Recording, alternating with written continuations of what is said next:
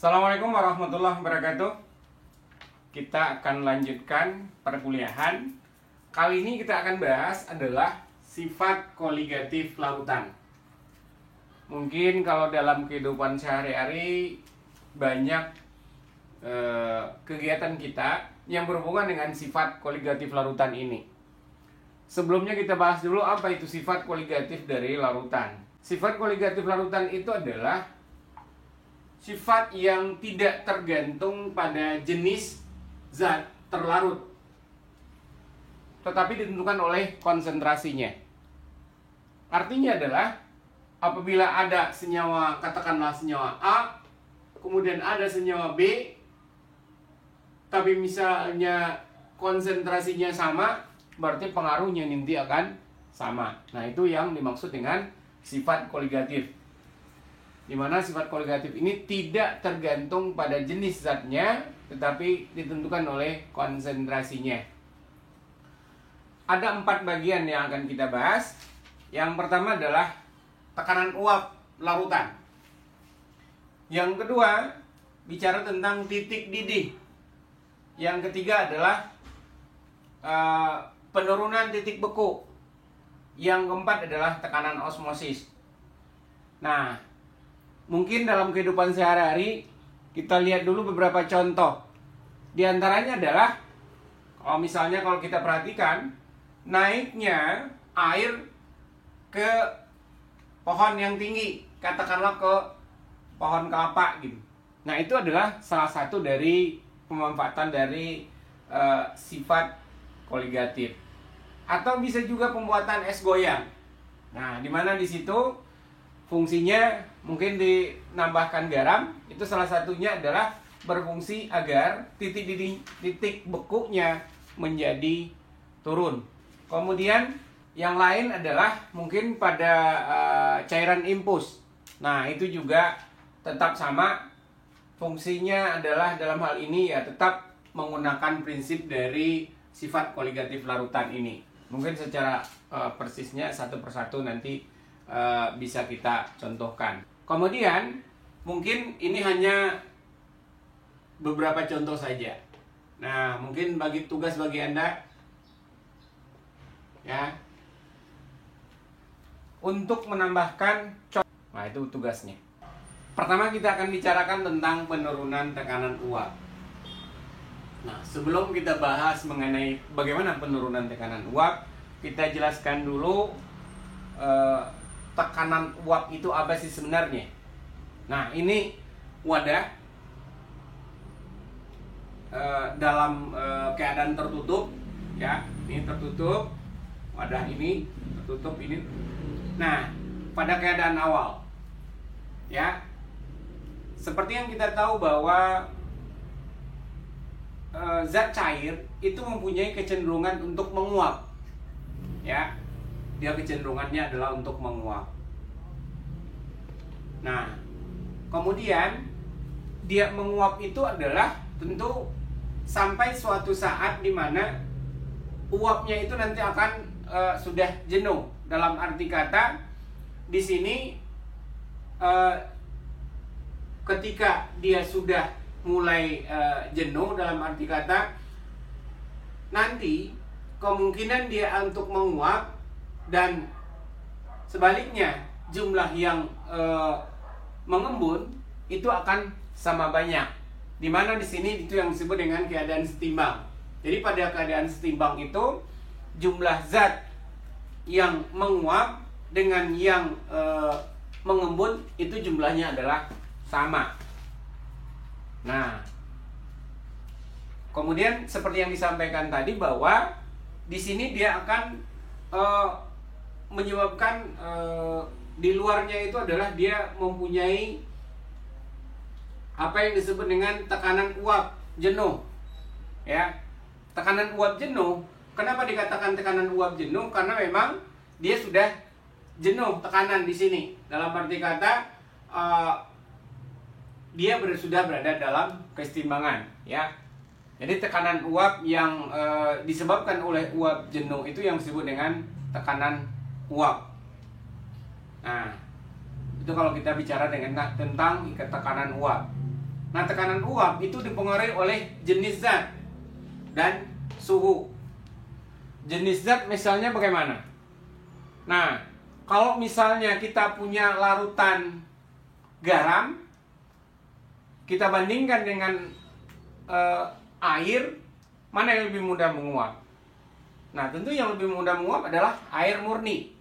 Nah, kenapa bisa terjadi? Nah, karena dalam hal ini pada garam itu akan ada gaya tarik-menarik antar zatnya, antar garam yang lebih kuat. Akibatnya adalah dia sukar untuk menguap. Nah, biasanya adalah tekanan uapnya rendah. Maka nanti kita juga bahas di sini bahwa adanya zat terlarut itu akan menurunkan tekanan uap. Kemudian kalau bagaimana halnya dengan yang memiliki gaya tarik-menarik lemah? Nah, itu biasanya itu akan menyebabkan dia akan lebih mudah untuk menguap. Karena memang gaya tarik-menarik antar mereka juga lemah.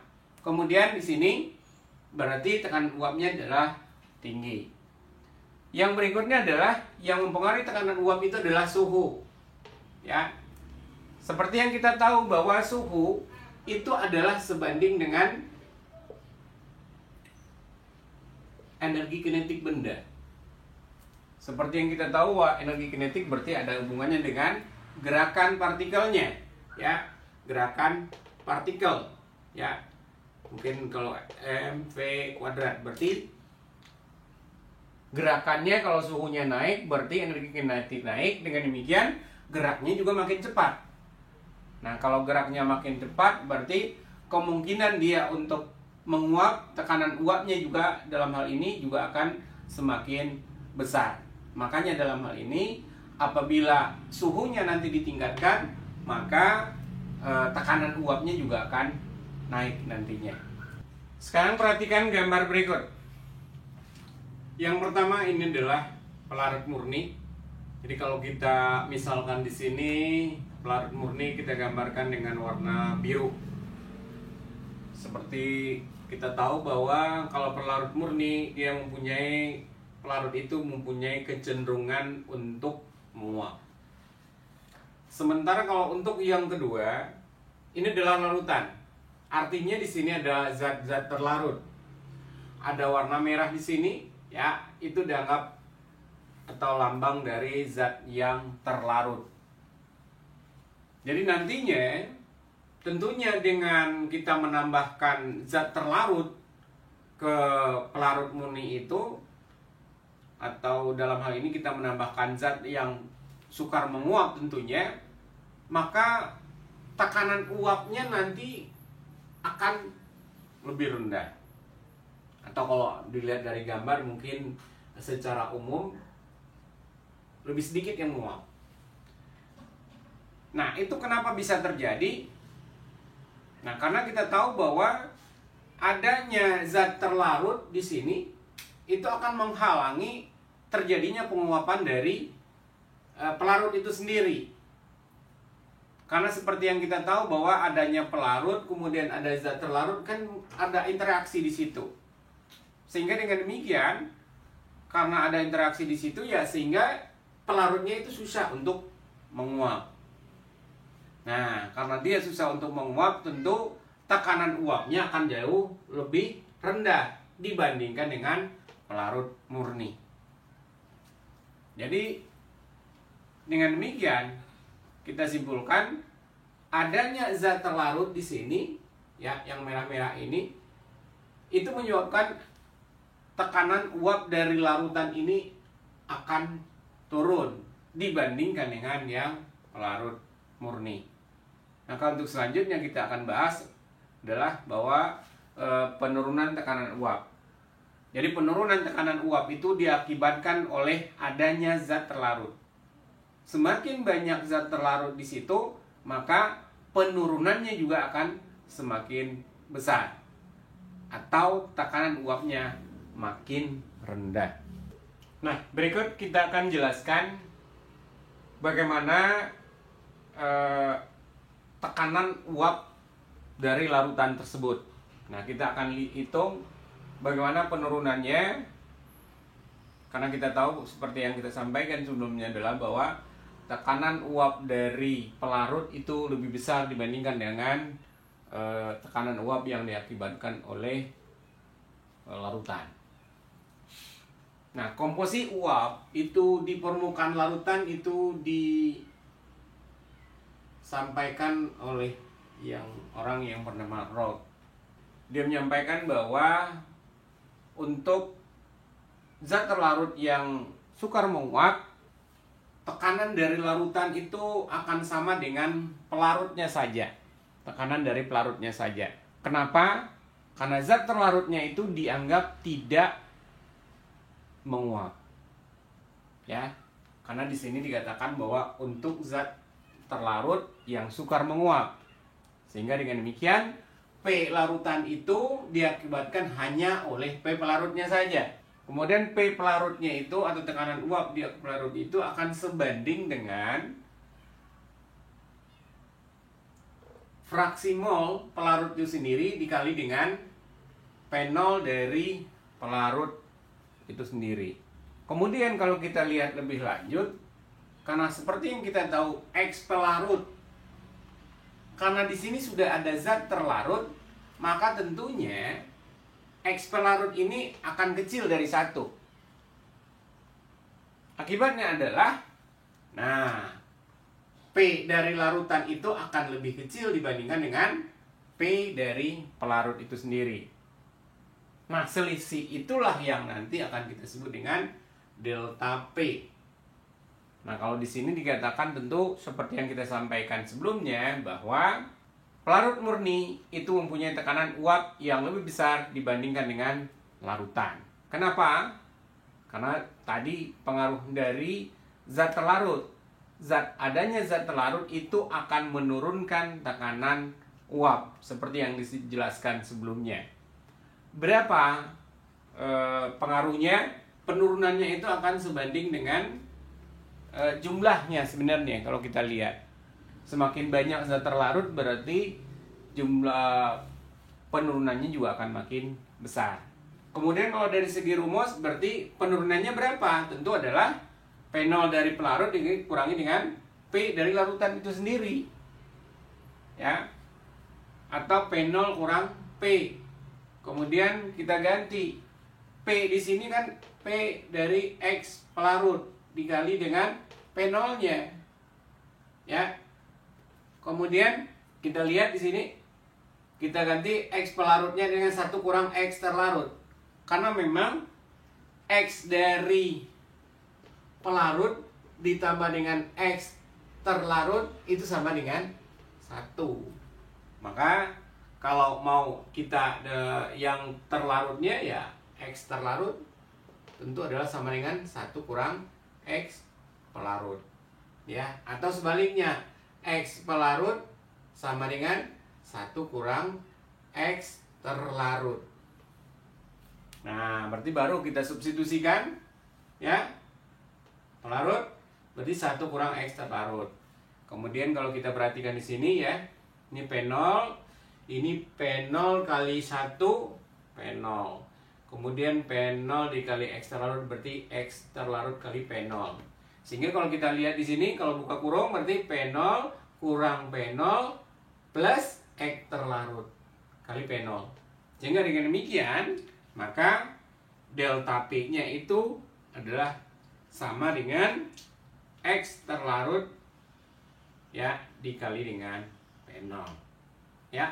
Mungkin itu barangkali penjelasan bagaimana penurunan rumusnya sehingga nanti pada kesimpulan bahwa delta P itu sama dengan X terlarut kali P0-nya. Artinya di sini adalah bahwa penurunan itu akan sebanding dengan fraksi mol zat terlarut. Semakin banyak atau semakin besar zat terlarut berarti fraksi molnya juga akan makin besar. Akibatnya adalah penurunannya juga akan makin besar.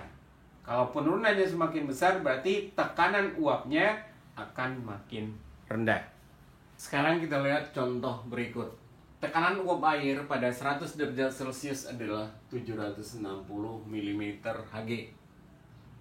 Berapakah tekanan uap larutan glukosa 18% pada suhu 100 derajat Celcius. Jadi kalau kita lihat, berarti yang diketahui sekarang adalah penolnya, yang harganya adalah 760 mm Hg. Glukosa 18%. Apa artinya? Nah, ini artinya adalah atau tiap 100 gram larutan terdapat 18 gram glukosa. Kemudian berarti massa diketahui sekarang, massa glukosa adalah 18 gram. Dengan demikian, massa pelarutnya bisa kita hitung. Dalam hal ini adalah air, tentu adalah 100 kurang 18 sama dengan 82 gram. Nah, kalau begitu berarti kita tinggal hitung dulu masing-masing molnya, ya, karena kita akan menghitung fraksi mol. Berarti mol glukosa tentu adalah 18 per glukosa itu mR-nya setelah dihitung 180, sehingga ini adalah 0,1. Sementara kalau untuk mol pelarut, mol air dalam hal ini tentu adalah 82 dibagi 18. Ya. Nah, ini kalau dihitung ternyata nanti akan dihasilkan angkanya adalah 4,55 mol. Itu hasilnya. Nah, kalau masing-masing molnya sudah kita dapatkan, berarti kita bisa menghitung fraksi mol. Nah, fraksi mol mana yang kita hitung? Nah, dalam hal ini kita hitung aja fraksi mol pelarut, ya, X pelarut. Dalam hal ini tentu adalah 4,55 dibagi dengan 4,55 ya, tambah dengan glukosa sendiri 0,1. Nah, ini X pelarutnya.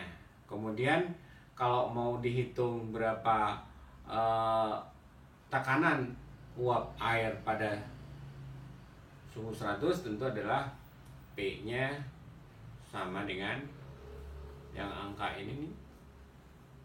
Kita nanti berarti 4,55 dibagi 4,55 tambah 0,1 dikali dengan harga penolnya yang 760 mm Hg.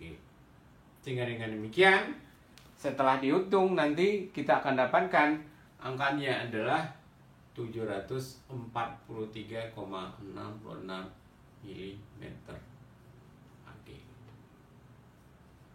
Jadi kalau kita lihat di sini jelaslah bahwa kalau awalnya tekanannya adalah 760, sekarang tekanannya jadinya 743. Berarti dengan adanya glukosa yang 18% tadi, kita bisa lihat bahwa tekanannya akan terjadi penurunan.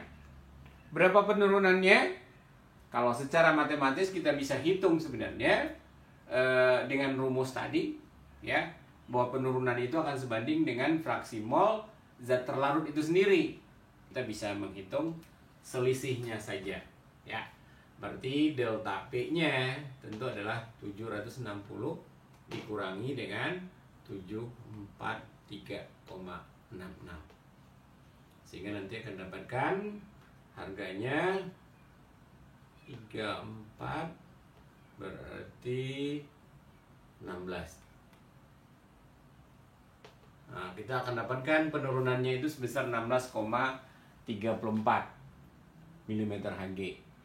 Walaupun seperti yang dijelaskan tadi bahwa ini bisa aja kita gunakan rumus bahwa rumusnya delta P tadi sama dengan X terlarut dikali dengan P0. Ya, bisa dengan cara seperti ini, ya, bisa juga dengan melihat selisihnya. Demikian contoh pertama dari penurunan tekanan uap. Jadi jelaslah bahwa kesimpulan kita bahwa adanya zat terlarut dalam hal ini adalah glukosa yang ditambahkan ke dalam air, maka menyebabkan nanti tekanan uap dari larutannya itu sendiri akan terjadi penurunan. Nanti kalau kita hubungkan dengan titik didih, apakah dia sudah mulai mendidih? Bisa dilihat juga di sini bahwa tekanannya turun, ya. Jadi 743. Berarti walaupun suhunya sudah 100 belum terjadi pendidihan. Mungkin ini kita akan bahas pada kenaikan titik didih. Contoh yang kedua, tekanan uap air pada 25 derajat Celcius adalah 23,76 mm/Hg. Tentukan penurunan tekanan uap jika ke dalam 90 gram air ditambahkan 18 gram glukosa. Nah, seperti yang kita tahu sekarang, berarti P0-nya harganya adalah 23,76. Dengan demikian, ya, kalau berdasarkan soal berarti massa air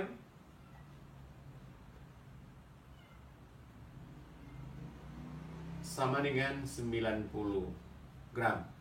Berarti kalau molnya berarti kita bisa hitung mol air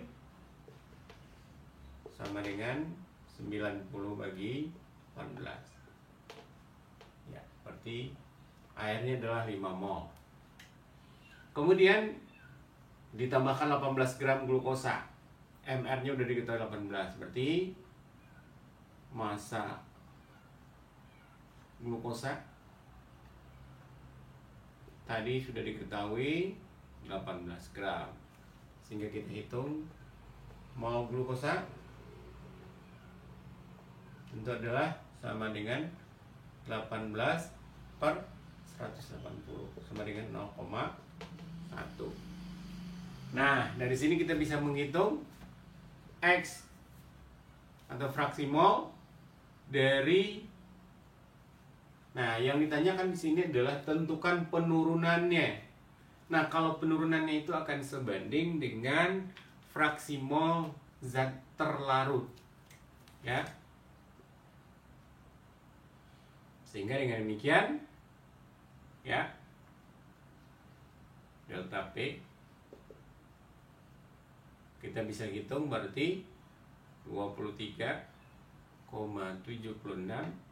dikali, nah X terlarutnya tadi ya berarti 0,1 dibagi dengan 0,1 tambah 5.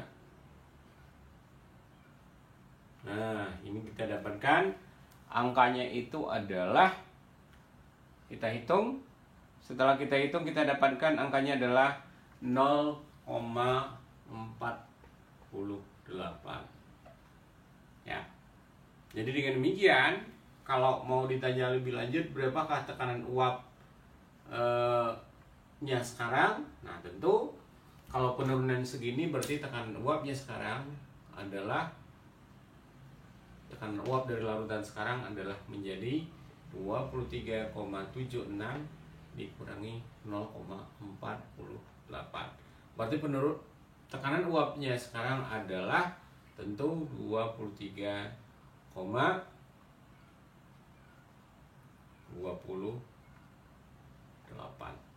mm. Oke. Sekali lagi kalau kita perhatikan di sini, ya, kalau kita bandingkan hadap yang pertama, ya, jelas dia akan lebih kecil.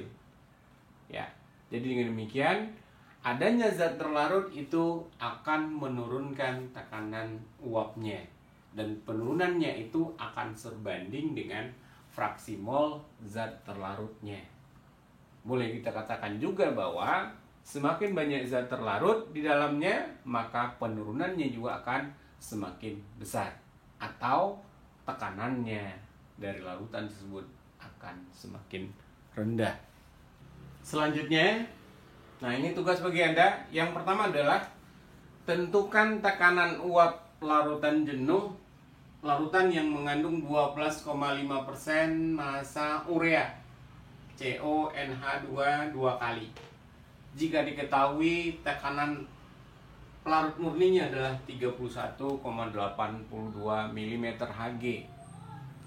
Yang kedua, pada suhu yang sama, manakah yang lebih besar? Tekanan uap air tawar ataukah tekanan uap dari air laut? Jelaskan. Yang ketiga, tekanan uap air P0 pada 29 derajat Celcius adalah 30 mm Hg. Pada suhu yang sama, es gram glukosa itu dimasukkan ke dalam 90 gram air. Sehingga dengan demikian menyebabkan tekanan uapnya menjadi 29,41 mm Hg. Pertanyaannya adalah tentukan berapa gram glukosa yang ditambahkan. Sekarang kita bahas kenaikan titik didih dan penurunan titik beku. Sebelum kita lebih lanjut membahas tentang kenaikan titik didih dan penurunan titik beku ini, ada konsep yang harus kita pahami dulu, yaitu bicara tentang menguap dan mendidih.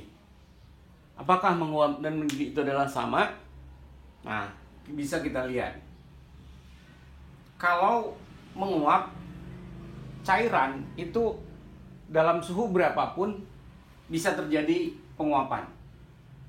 Ya, di sekitar kita mungkin kalau kita lihat lantai yang biasa dipel, kemudian tiba-tiba nanti setelah waktu tertentu dia akan kering. Atau baju yang kita gunakan ketika dicuci kemudian dijemur, nah juga akan kering juga. Itu kenapa? Karena terjadi penguapan. Airnya mendidih tidak? Ya tidak. Ya. Kemudian ketika menguap ini, yang perlu diperhatikan adalah menguap itu terjadinya hanya di permukaan saja. Jadi ini katakanlah ini adalah permukaan dari cairan atau permukaan benda juga bisa. Nah, disitulah terjadinya penguapan. Artinya adalah bahwa faktor yang mempengaruhi penguapan itu adalah luas permukaan. Semakin luas permukaan dari benda tersebut, maka dia akan lebih mudah untuk cepat menguap. Ya, air tentunya. Kalau kita lihat mungkin bagaimana misalnya kalau kita jemur anduk. Apakah dengan menjemurnya hanya dengan melipatnya saja atau kita bikin permukaannya seluas mungkin? Nah, tentu dalam hal ini agar lebih cepat kering, maka permukaannya kita bikin seluas mungkin. Karena yang menguap itu hanya bagian permukaan saja. Kemudian bagaimana halnya dengan mendidih? Nah, mendidih seperti yang kita tahu, ya. Ini kalau untuk air secara umum itu adalah 100 derajat Celcius. Tentu dengan catatan atau asumsi bahwa pada tekanan 1 atm. Ya. Nah, kapan air itu mendidih? Nah, air itu mendidih ini dipengaruhi oleh tekanan. Di mana tekanan itu ada yang disebut dengan tekanan yang di dalam, ya, di dalam larutan atau dalam cairan. Kemudian nanti ada tekanan luar, tekanan udara luar. Nah, mendidih itu terjadi kalau P yang dalam, tekanan di dalam cairan itu sama dengan tekanan udara luar. Nah, saat itulah terjadi pendidihan. Berbeda halnya dengan menguap yang hanya terjadi pada permukaan saja. Mungkin kalau Anda pernah perhatikan bagaimana air mendidih, ada timbul semacam gejolak begitu. Berarti dengan demikian, maka mendidih itu tidak hanya terjadi di permukaan saja, tetapi di seluruh bagian dari cairan tersebut. Nah, dengan demikian Anda bisa bedakan mendidih dan menguap itu perbedaannya seperti apa. Tapi juga bisa kita lihat juga apa persamaannya. Kira-kira apa persamaannya? Nah, itu persamaannya adalah perubahan dari wujud cair menjadi gas. Di sini juga ketika mendidih juga dari cair jadi gas atau menjadi uap air kalau itu adalah berupa air. Jadi titik didih itu adalah suhu pada saat tekanan dalam cairan itu sama dengan tekanan di luar cairan. Sekarang kita lihat yang berikut. Ini adalah larutan, di mana di sini tentu adalah zat terlarut di dalamnya. Ini adalah pelarut murni. Nah, kita perhatikan bahwa tekanan uapnya sesuai dengan apa yang kita lihat sebelumnya juga adalah bahwa tekanan uap dari sebuah larutan itu hanya segini, ya. Dan kalau kita bandingkan dengan tekanan uap dari zat pelarut murni, itu adalah ya lebih rendah. Tekanan uap larutan itu lebih rendah dibandingkan dengan tekanan uap pelarut murni. Artinya adalah bahwa adanya zat terlarut itu akan menurunkan tekanan uap dari larutan atau cairan yang ditempatinya. Maka dengan demikian, katakanlah tadinya suhu pada air mendidih itu adalah 100 derajat Celcius, dengan adanya zat terlarut di sini, maka tentu dia akan mengalami kenaikan. Kenapa? Karena tekanannya itu adalah lebih rendah dibandingkan dengan pelarut murni. Kalau kita analogikan saja, katakanlah kalau ini untuk mencapai 100, ya ini 100, 1 atm, ya, hanya dengan 100 derajat Celcius. Tetapi kalau untuk yang larutan dengan adanya 100 derajat Celcius, berarti tekanannya itu masih kurang dari 1 atm. Maka dengan demikian, nah agar dia terjadi penguapan, agar yang tidak seperti yang saya sampaikan tadi bahwa agar tekanan uap di luar dan di dalam larutan itu sama, tentu dibutuhkan suhunya adalah lebih dari 100 derajat Celcius. Nah, selisih itulah yang kita sebut dengan kenaikan titik didih. Ya, dengan demikian adanya zat terlarut di sini itu menyebabkan naiknya titik didih. Jadi dalam hal ini kita perlu perhatikan juga bahwa bagaimana kita bisa memahami tentang tekanan uap, kemudian kita hubungkan tekanan uap itu dengan peristiwa mendidih, di mana tekanan di dalam harus sama dengan di luar. Nah, dengan demikian begitu ya penjelasannya tentang kenaikan titik didih. Kesimpulannya adalah bahwa adanya zat terlarut di dalam sebuah cairan atau di dalam pelarut murni itu akan menyebabkan tekanan uapnya menjadi menurun. Sehingga dengan demikian itu kalau dia harus mendidih, maka titik didihnya harus lebih besar dibandingkan dengan pelarut murninya. Makanya nanti akan ada kenaikan titik didih. Sekarang perhatikan diagram berikut. Ya. Kita fokus pada bagian kanan dulu. Perhatikan yang perlu Anda lihat adalah ini adalah kesini adalah tekanan.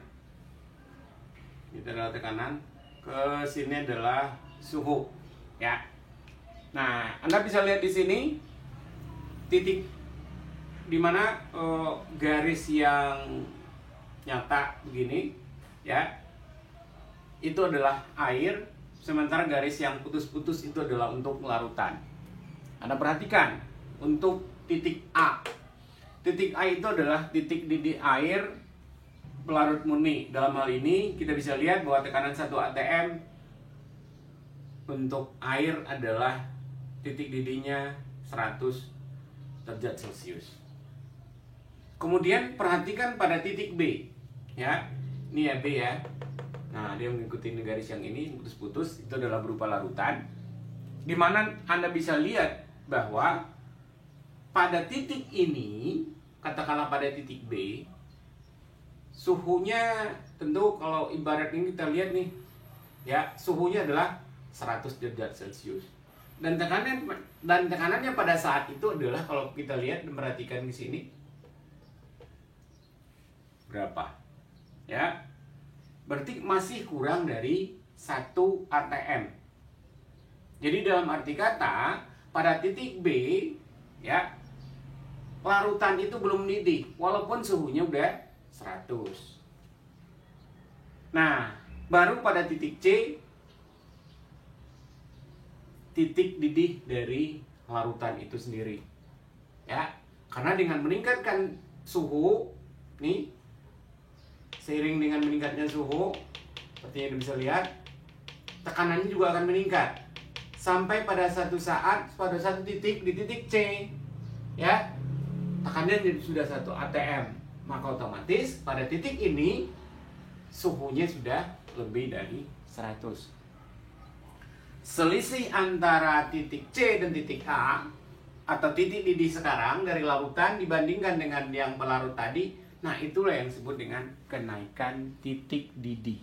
Jadi kalau begitu kita bisa lihat bahwa adanya zat terlarut, karena ini adalah larutan ya, itu menyebabkan titik didihnya akan makin naik. Sekarang kita lihat pada yang berikutnya, dimana kalau titik D itu adalah titik beku pelarut murni pada 1 atm. Dan suhunya kalau dilihat, ya ini adalah 0 derajat Celcius. Nah, perhatikan untuk titik E, ya, titik E ini adalah tentu sesuai dengan garis putus-putus, itu adalah berupa larutan. Dimana pada titik E ini, ya, tekanannya kalau mau kita lihat, tuh, segini. Artinya ya kurang dari 1 atm. Karena seperti yang kita tahu bahwa adanya zat terlarut itu akan menyebabkan tekanan dari larutan itu akan makin berkurang. Nah, dia baru bisa mencapai 1 atm kembali, ya, dengan adanya, kalau berdasarkan gambar ini tentu harus kita menurunkan suhunya. Jadi suhunya diturunkan sampai pada titik tertentu di mana tekanannya sudah 1 atm. Kalau di sini adalah di titik F. Nah, saat itulah sekarang dia membeku. Dan dapat Anda lihat juga di sini adalah akan ada perbedaan antara titik beku dari yang awal larut murni dibandingkan dengan yang larutan. Nah, selisih itulah yang disebut dengan penurunan titik beku. Karena titik bekunya tidak lagi 0 derajat Celcius, nah, maka kurang dari 0 derajat Celcius, maka kita katakan dia mengalami penurunan titik beku. Jadi titik bekunya tidak lagi 0 derajat Celcius, tapi kurang dari itu. Demikian penjelasan mengenai titik didih dan titik beku. Tugas bagi Anda, jelaskan titik berikut. Katakanlah ini adalah X,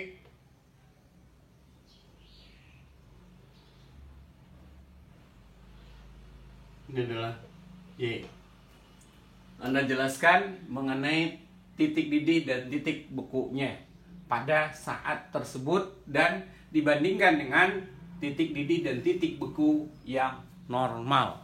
Sekarang kita lihat bagaimana menghitung kenaikan titik didih itu dihitung dengan cara apa. Nah, sebelum membahas lebih lanjut, mungkin kita lihat dulu simbol yang kita gunakan. Kalau dalam hal ini kita gunakan simbol menggunakan bahasa Indonesia. Jadi, kenaikan titik didih kita simbolkan dengan delta TD, nih, ya. Kalau dalam bahasa Inggrisnya atau di buku lain mungkin pakai delta TB, Boyle. Yang kedua sebagai catatan adalah kalau untuk penurunan titik beku kita gunakan istilah TB, beku. Kemudian Kalau dalam literatur lain pakai delta TF atau phase. Nah, kenaikan titik didih itu bisa dihitung dengan rumus delta TD sama dengan M kali KD. Artinya adalah bahwa baik itu titik didih maupun titik beku tetap sebanding dengan molalitasnya.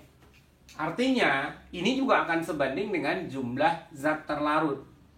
Makin banyak nantinya adalah zat terlarut, juga titik didihnya akan semakin naik. Sebaliknya, titik bekunya nanti akan makin turun. Jadi dari rumus ini, delta TD sama dengan M kali KD, di mana M itu adalah molalitas. Yang Anda juga sudah tahu, molalitas itu simbolnya adalah M kecil. Ini adalah mol untuk setiap 1 kg larut. Nah, itu yang perlu diperhatikan. Kemudian KD ini berarti tetapan untuk titik didih. Analog dengan itu untuk yang titik beku, delta TB-nya itu adalah sama dengan M kali KD. Berarti M adalah molalitas, KB-nya itu adalah tetapan titik beku. Di mana KD ataupun KB itu akan berbeda-beda untuk setiap zatnya. Katakanlah ada air mungkin sebagai pelarut, ada etanol sebagai pelarut, ada benzen sebagai pelarut, dan lain-lain. Itu ada nilainya, ada nilai tertentu, ada harga tertentu. Dan itu nanti akan diketahui di soalnya. Nah, sekarang kita lihat contoh untuk kenaikan titik didih. Diketahui bahwa konsentrasi adalah 0,2 molal, kemudian kadar airnya adalah 0,52 derajat Celcius per molal. Nah, dapat kita lihat bahwa berarti kenaikan titik didihnya adalah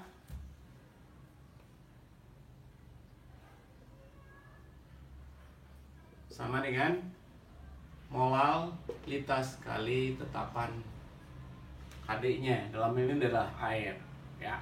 Tentu di sini 0, M-nya tadi 0,2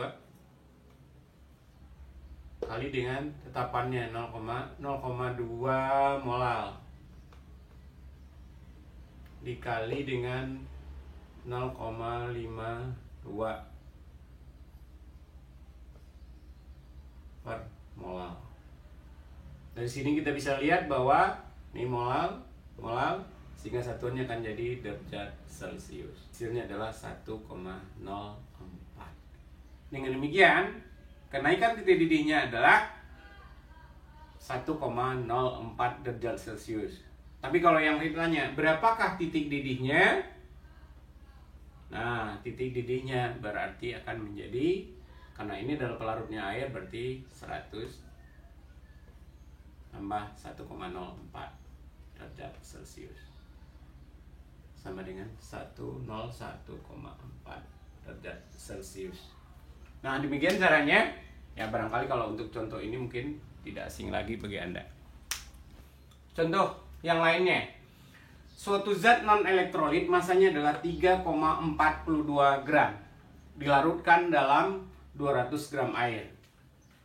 Larutan itu ternyata mendidih pada suhu 100,03 derajat Celcius.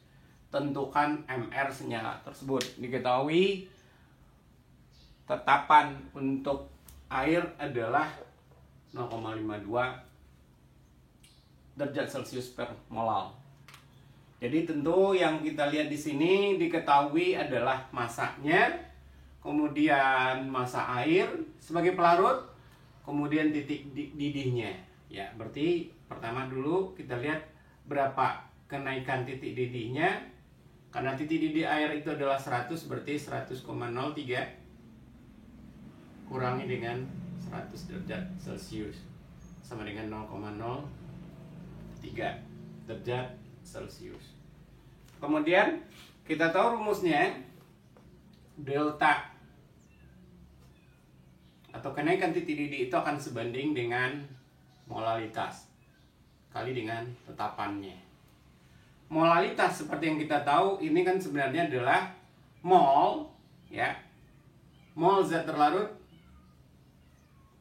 dibagi dengan pelarutnya dalam satuan kilogram, ya. Berarti kalau kita perhatikan di sini, berarti dia akan jadi mol itu adalah massa zat terlarut dibagi dengan mR, nah, kali dengan atau dibagi dengan pelarutnya per P dalam kilogram kali dengan KD-nya. Sehingga dari sini kita akan dapatkan, ya, ini adalah 0,03, masanya adalah 3,42, mR-nya adalah mR aja, kemudian kali dengan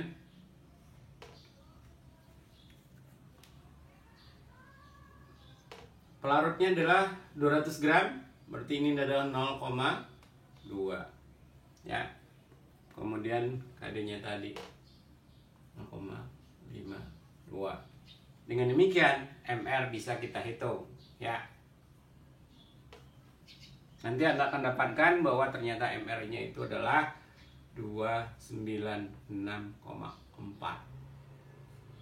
Demikian cara untuk menghitung bagaimana kita menentukan mR dari senyawa yang belum diketahui keberadaannya, tadi belum diketahui mR-nya berapa.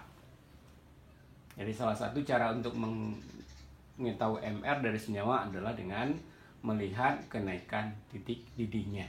Nah, kita beralih pada contoh soal untuk penurunan titik beku.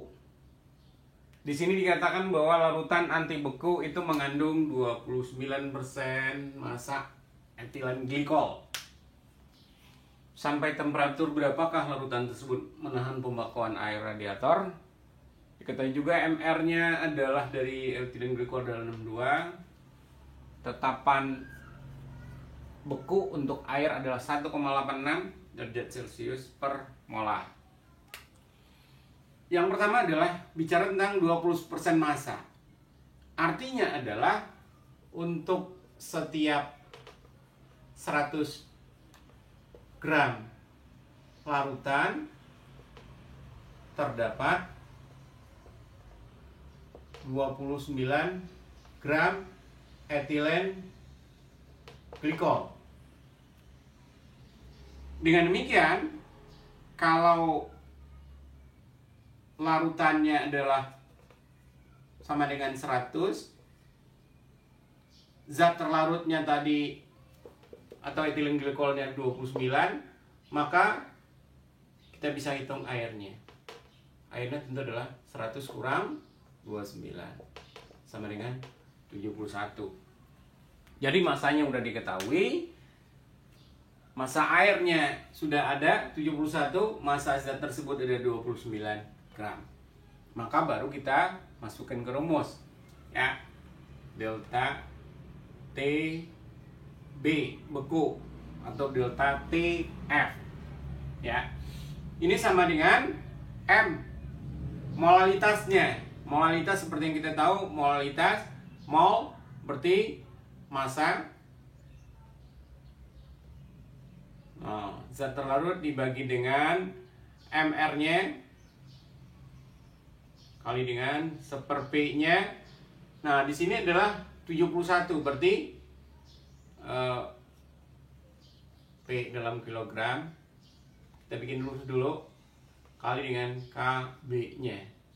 Sehingga dengan demikian kita dapatkan masanya itu adalah 29 dibagi dengan mR yang dalam hal ini adalah 62. Kemudian P pelarutnya tadi 71 berarti 0,071. Mungkin itu yang perlu diperhatikan.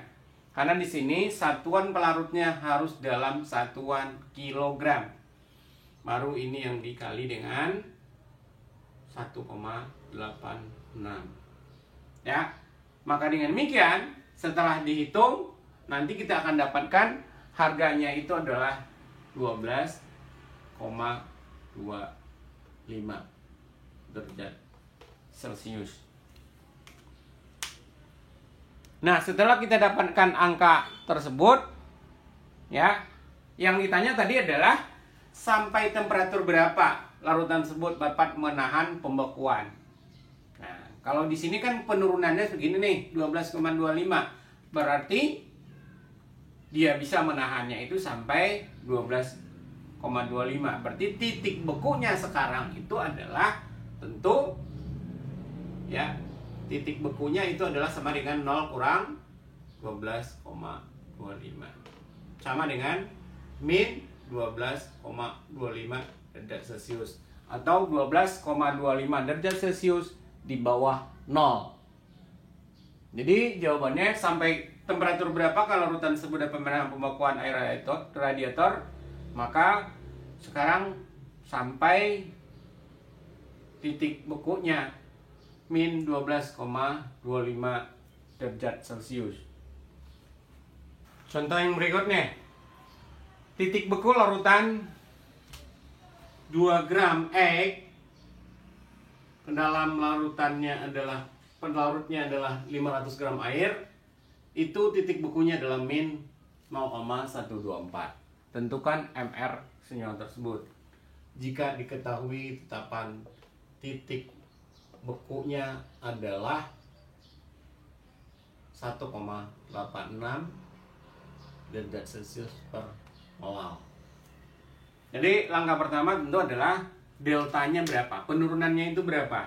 Nah, karena ini adalah urutannya dalam air, berarti 0 dikurangi min 124 sama dengan 0,124 derajat Celcius. Ya, berarti delta TB beku sama dengan, nah, seperti yang tadi juga, massa dibagi dengan MR kali dengan pelarutnya dalam satuan kilogram, baru dikali dengan KB-nya. Ya, kita dapatkan tadi sudah delta TB-nya adalah 0,124 sama dengan massanya tadi adalah 2 gram. MR-nya adalah, ini yang ditanya,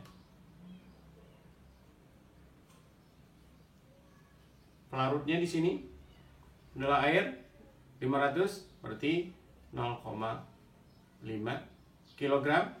Nah, dikali dengan KB-nya yang 1,86.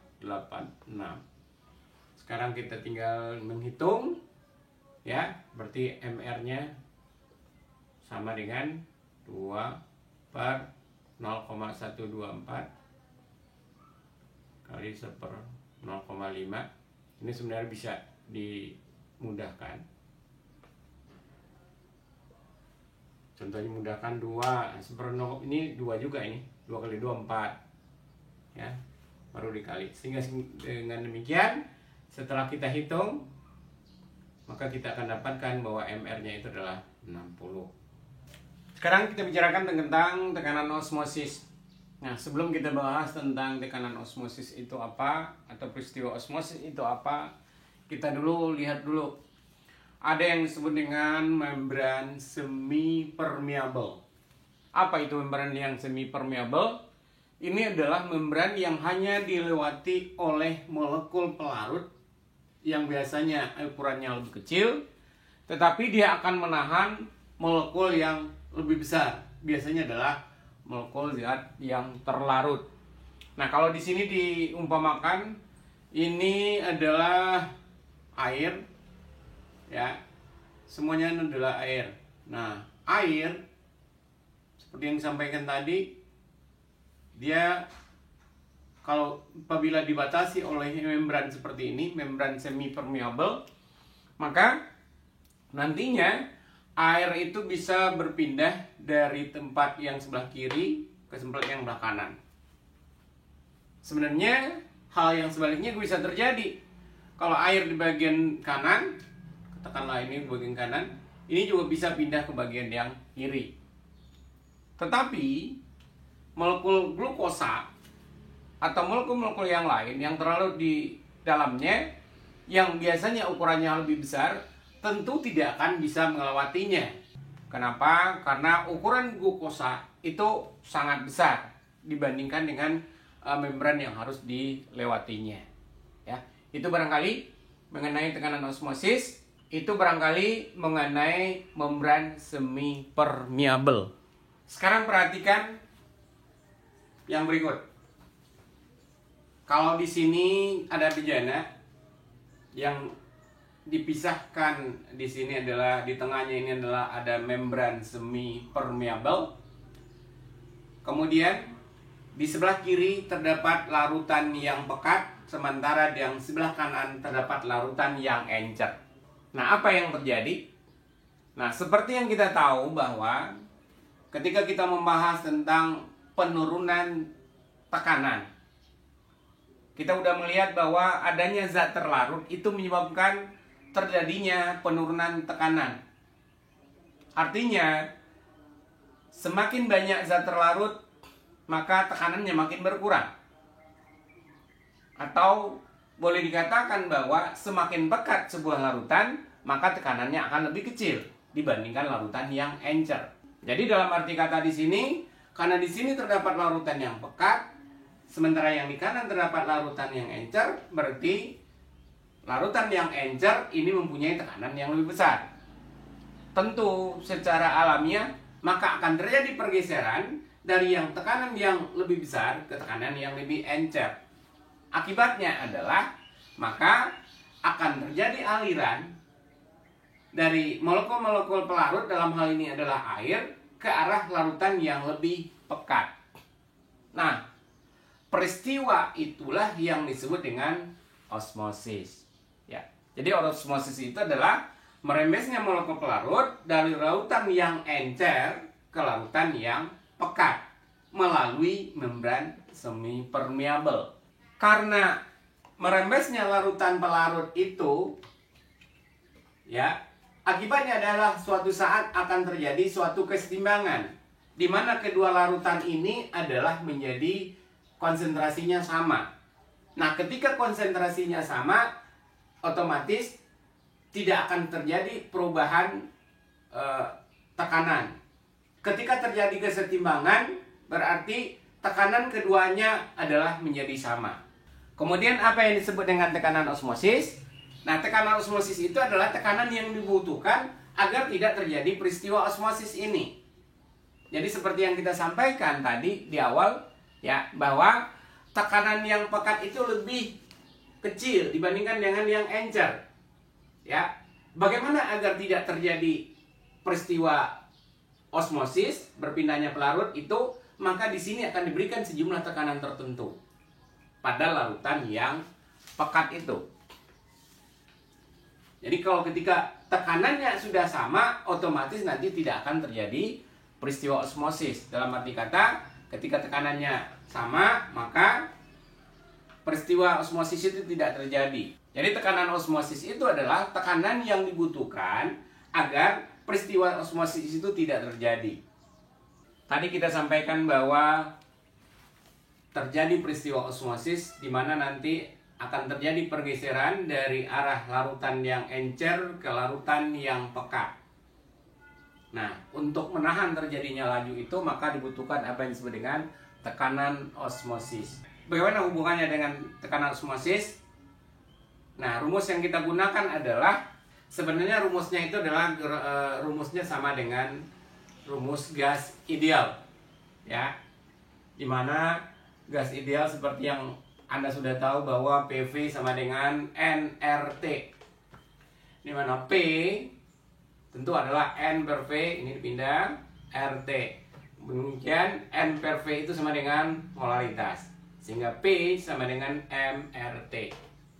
Cuman di sini untuk tekanan osmosis diberikan simbol dengan P, sehingga sekarang kita dapatkan rumus P sama dengan mRT. Satuan yang kita gunakan kalau P ini adalah berupa tekanan, berarti ini adalah dalam satuan ATM. M satuannya adalah molaritas, molar. Nah, itu berarti mol per liter. Kemudian R, ini adalah tetapan. R satuannya adalah liter ATM per mol per Kelvin. Kemudian suhu dalam Kelvin.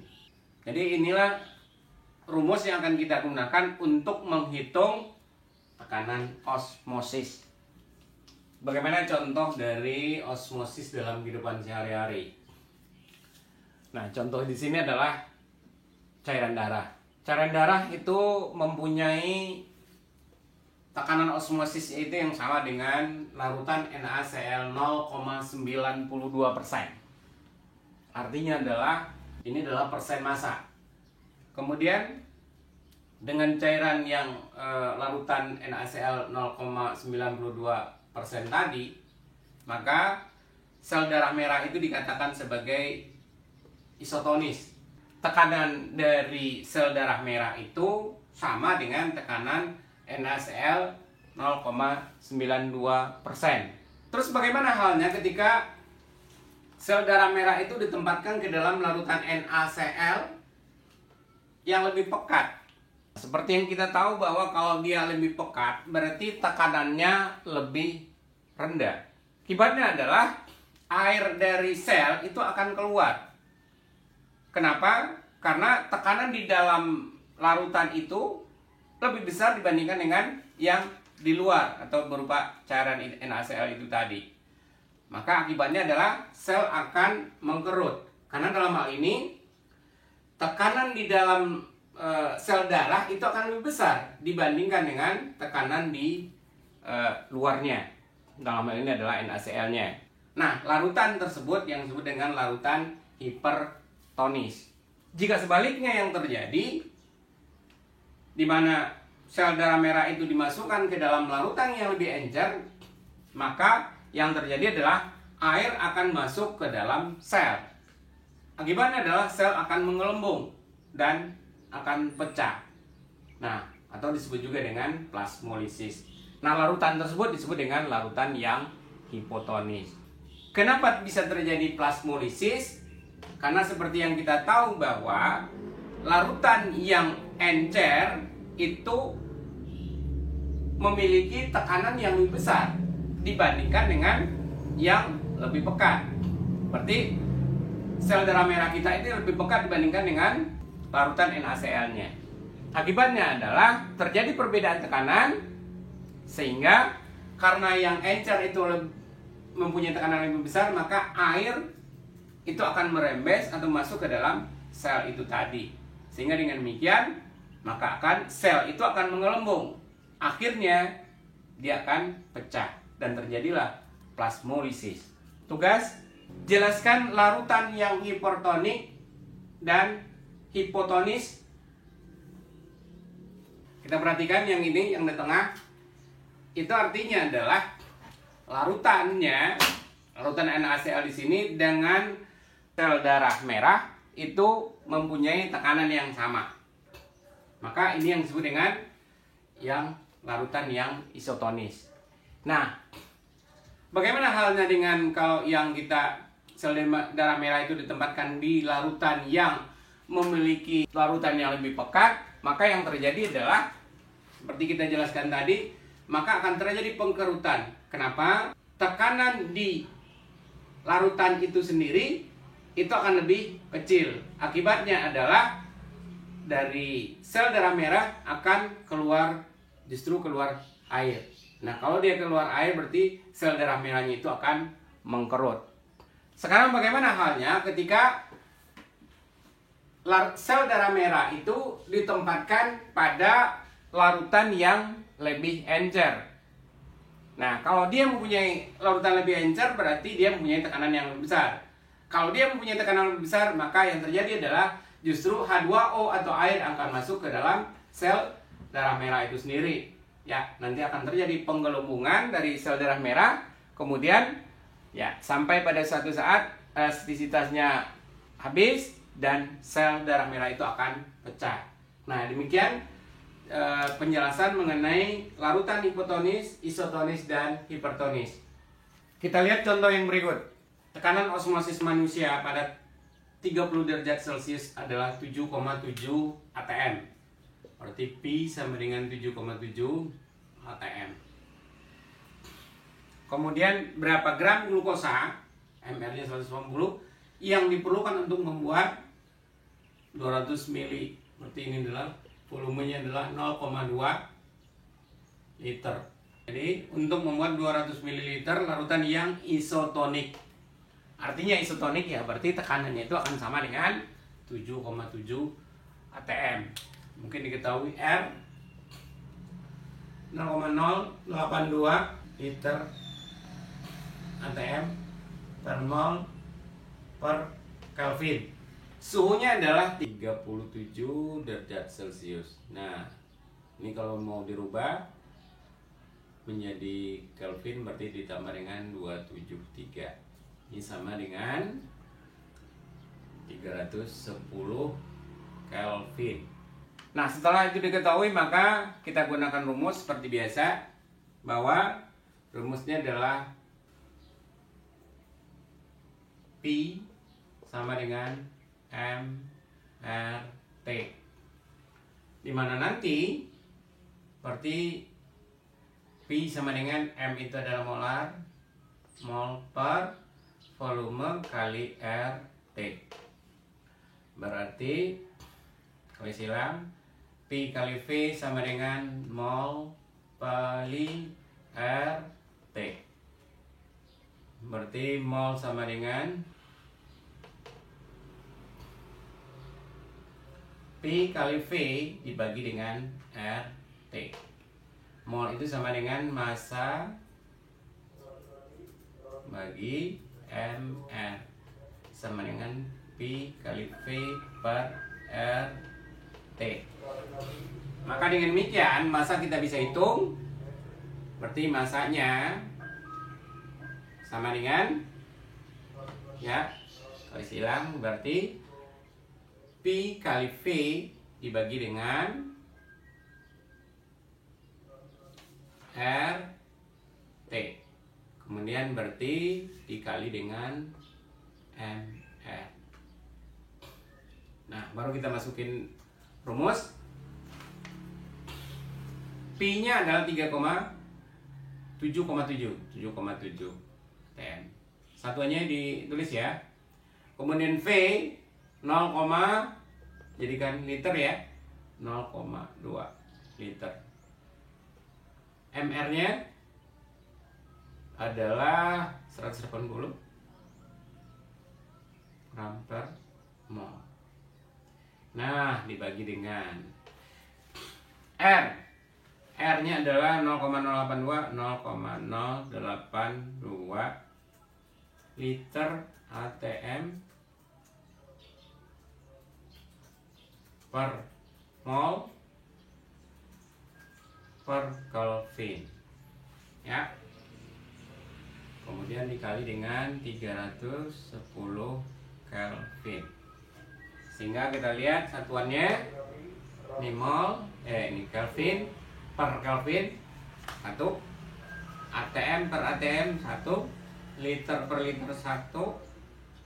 Ini per gram per mol bagi per mol, berarti molnya habis ya, sehingga satuan yang kita dapatkan adalah hanya berupa gram ya. Nah, setelah dihitung kita akan dapatkan bahwa ternyata hasilnya adalah 10,9 gram. Jadi dengan demikian jumlah glukosa yang harus ditambahkan ke dalam untuk membuat 200 ml larutan adalah 10,9 gram. Kita lihat contoh yang berikut. Ini bagaimana cara atau pemanfaatan dari tekanan osmosis. Nah, kalau kita perhatikan di sini, ini ada dalam bejana, kemudian ini dipisahkan oleh membran semi permeable, di mana yang kiri itu adalah air tawar, kemudian yang kanan itu adalah air garam. Seperti yang kita tahu bahwa air atau molekul pelarut itu akan bisa melewati membran semi permeable. Dimana seperti yang kita tahu bahwa kalau air garam dibandingkan dengan air tawar, maka manakah yang mempunyai tekanan lebih besar? Nah, kita tahu bahwa tentu tekanan air tawar itu akan lebih besar dibandingkan dengan tekanan yang terdapat pada air garam. Apa akibatnya? Akibatnya adalah terjadi pergeseran, ya, perpindahan dari air tawar ke air garam. Itu secara alami akan terjadi. Kenapa? Karena memang di air tawar itu akan memiliki tekanan osmosis yang lebih tinggi dibandingkan dengan air garam. Akibatnya adalah airnya akan berpindah dari air tawar ke air garam. Kalau bagaimana halnya kalau yang kita inginkan itu adalah justru yang kita inginkan itu adalah pemurnian air. Nah, bagaimana cara pemurnian air? Nah, caranya adalah kalau secara alami itu akan terjadi aliran dari air tawar ke air garam, maka nanti ini akan menimbulkan tekanan osmosis. Nah, bagaimana agar bisa terjadi sebaliknya? Maka itu yang disebut dengan kita memberikan sejumlah tekanan tertentu sehingga dia akan lebih besar daripada tekanan osmosis. Nah, jadi di sini di air garam diberikan sejumlah tekanan yang besarnya tekanan itu lebih besar dibandingkan dengan tekanan osmosis. Tentu kalau di sini di air garam itu memiliki tekanan yang lebih besar, akibatnya adalah tentu karena ini adalah membran semi permeable, maka air yang terdapat pada air laut itu akan bergeser atau berpindah ke air tawar. Dalam arti kata, kita bisa memurnikan air. Jadi nantinya jika diberikan tekanan yang lebih besar dibandingkan dengan tekanan osmosis itu tadi, maka terjadi aliran air dari air garam ke air tawar. Nah, sehingga kita bisa memurnikan air. Sifat koligatif larutan elektrolit. Zat elektrolit itu dalam air itu akan terionisasi.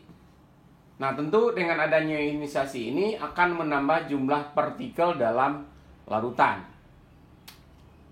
Jumlahnya itu, nah, ini yang disebut dengan faktor Van Hoff, ya, dimana nanti faktor Van Hoff ini adalah disimbolkan dengan I. Rumusnya adalah 1 ditambah dengan N kurang 1 kali alfa. N itu adalah jumlah ionnya, sedangkan alfa adalah derajat ionisasinya. Kalau ada NaCl, berarti dia akan terion jadi Na plus dan Cl min. Ya, berarti jumlah ionnya nanti akan ada 2, Na plus dan Cl min.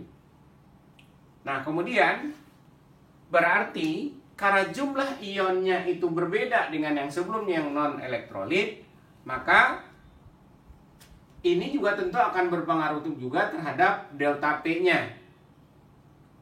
Dimana kita menghitung nanti delta P itu secara umum kita menghitung bahwa delta P itu adalah fraksi mol zat terlarut dikali dengan P0.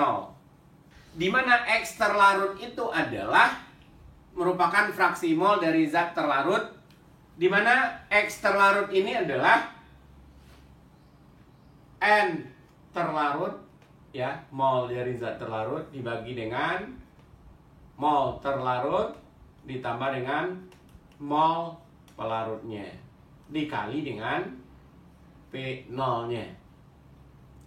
Nah, seperti yang kita tahu bahwa N zat terlarut ini itu adalah harus dikali dengan faktor Van Hoff. Berarti N kali 1 tambah N kurang 1 kali alfa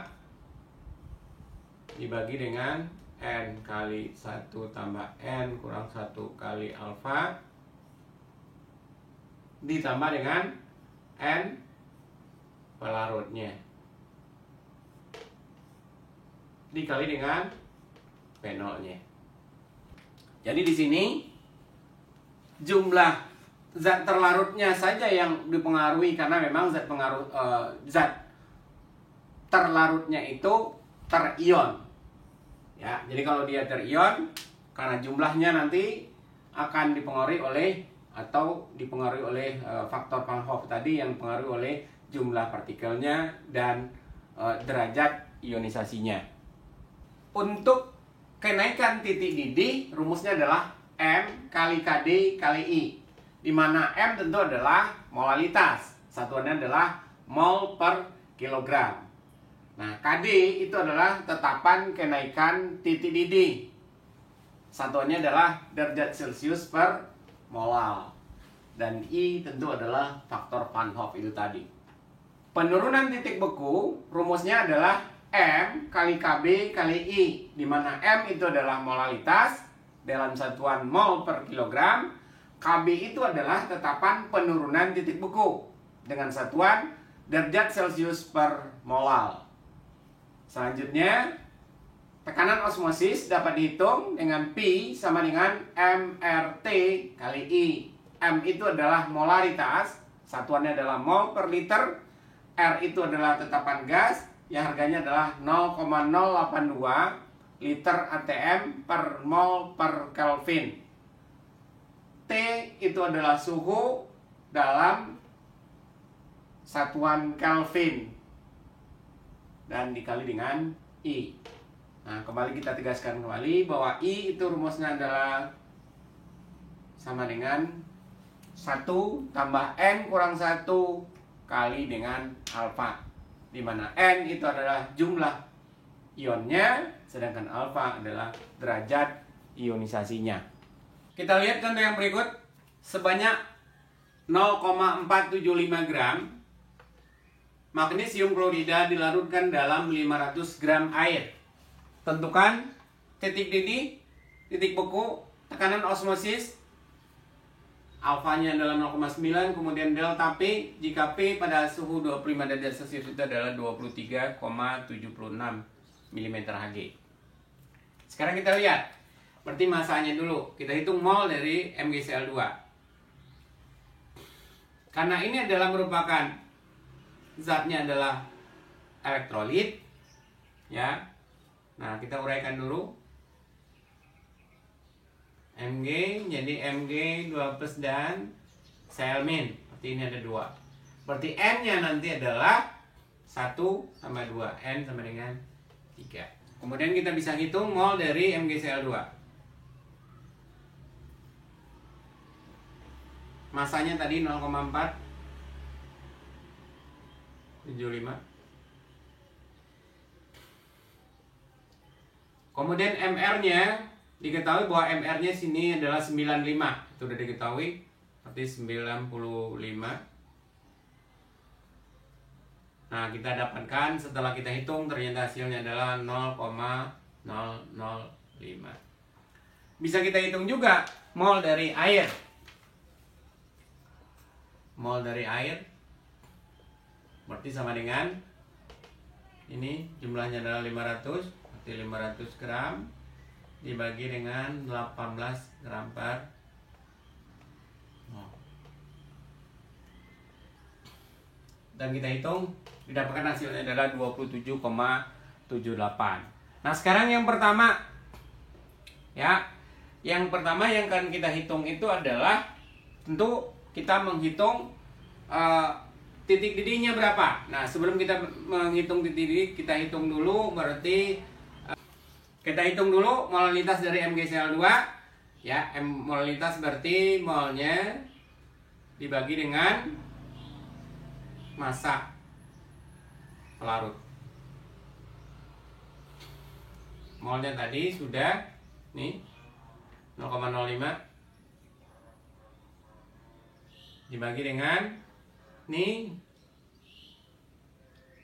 500 gram atau 0,5 kilogram, sehingga didapatkan hasilnya adalah 0,01.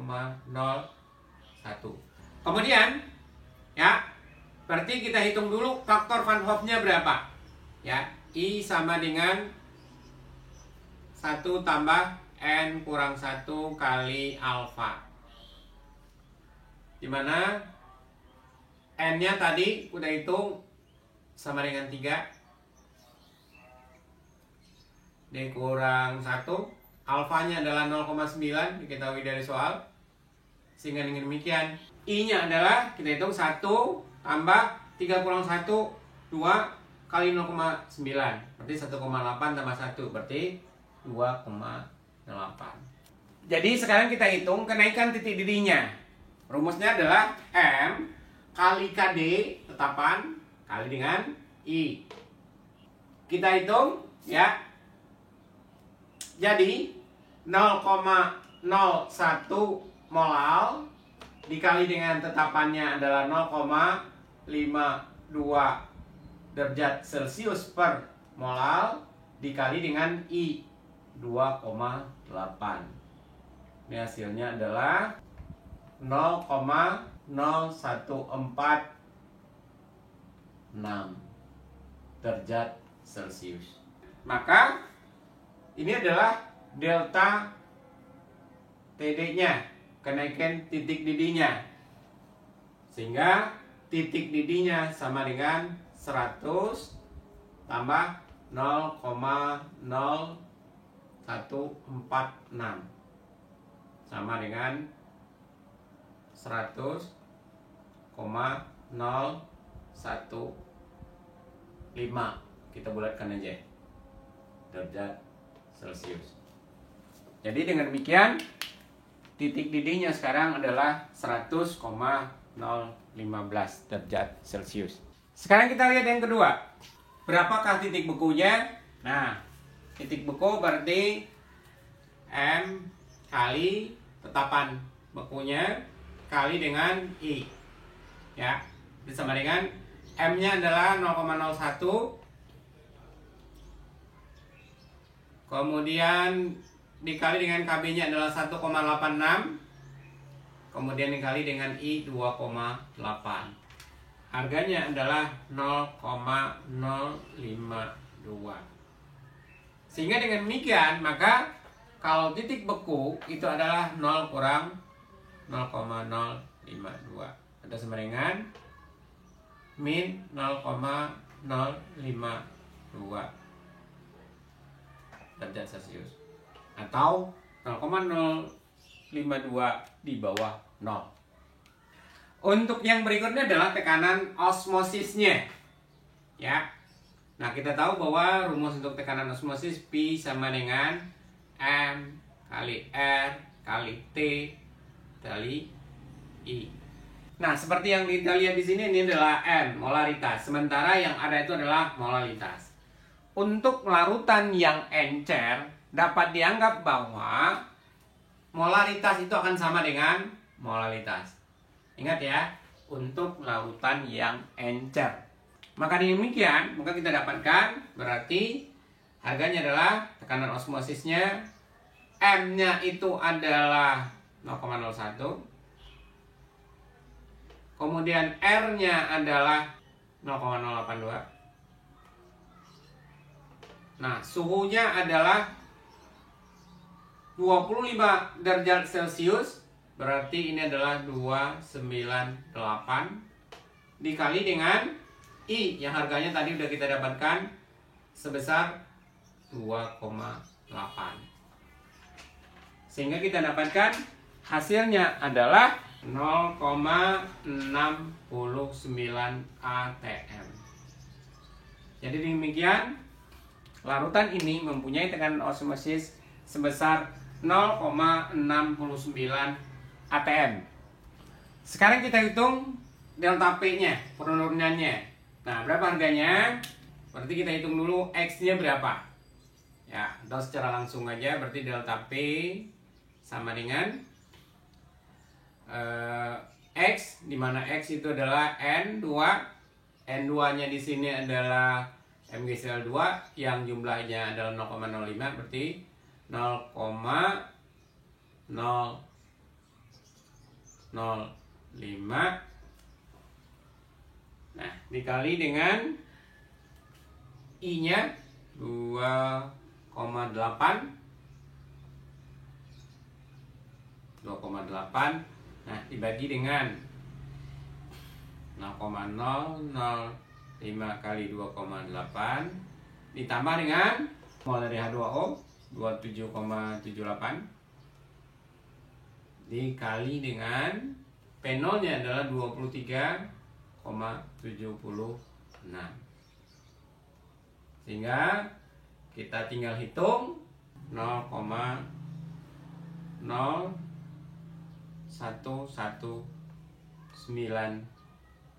Nah, kalau kita bulatkan berarti ini adalah 0,0012.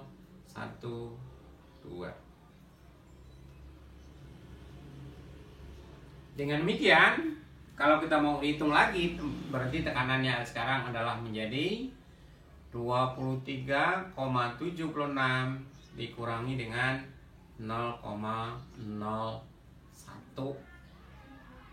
mm Hg. Berarti sama dengan 23,75 mm. Dengan demikian, tekanannya sekarang adalah 23,75 mm Hg. Jadi ada penurunan tekanan. Terakhir adalah tugas. Yang pertama adalah larutan 6 gram elektrolit binder dalam 100 gram air itu membeku pada min 2 derajat Celcius. MR-nya adalah 60, hitung derajat ionisasi elektrolit tersebut. Yang kedua, jika dianggap mengion sempurna, tentukan titik didih dan titik beku larutan 5,85 gram NaCl. Yang ketiga, jelaskan contoh penggunaan sifat koligatif larutan dalam kehidupan sehari-hari. Demikian materi yang bisa kita sampaikan. Mudah-mudahan bermanfaat. Kita tutup dengan baca hamdalah. Alhamdulillahirabbil alamin. Assalamualaikum warahmatullahi wabarakatuh.